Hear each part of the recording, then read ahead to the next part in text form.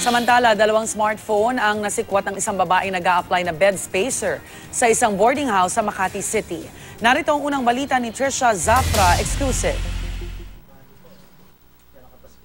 Sa kuha ng CCTV ng Barangay Pinagkaisahan, Makati, mag-alas 11 ng umaga kahapon nang pumasok ang isang babae sa isang gate. Kwento ng nakatira roon, nag-apply raw na bed spacer ang babae sa pinauupahang kwarto na nasa katabing compound. Private nurse daw siya na meron siyang inaalagaan na matandang Chinese sa Jupiter Street.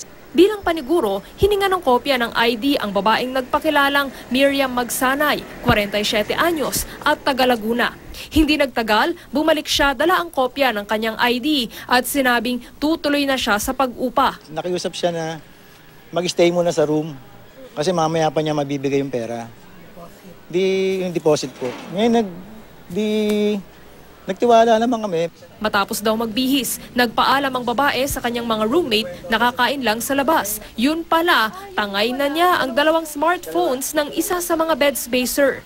Kwento ng isa pang bed spacer, bago ito, tila pilit daw silang pinalalabas ng suspect sa kwarto. Gusto niya po kaming palabasin kasi gusto po niya magbihis.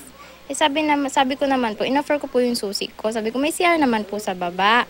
Sabi niya, dito na lang ako. Sabi, nahihiya daw siya, mga bilbil daw po niya, baka makita namin. Iniwan ng suspect sa kwarto ang ilang hinubad na damit. Sa CCTV, nakita siyang nagmamadaling lumayo sa lugar, iba na ang suot. Inireklamo na siya sa barangay at iniimbestigahan.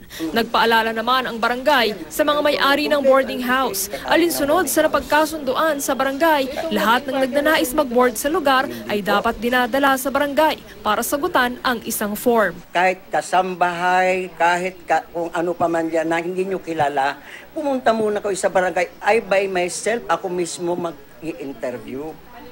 Paniguro lang. Para sa unang balita, Trisha Zafra, reporting.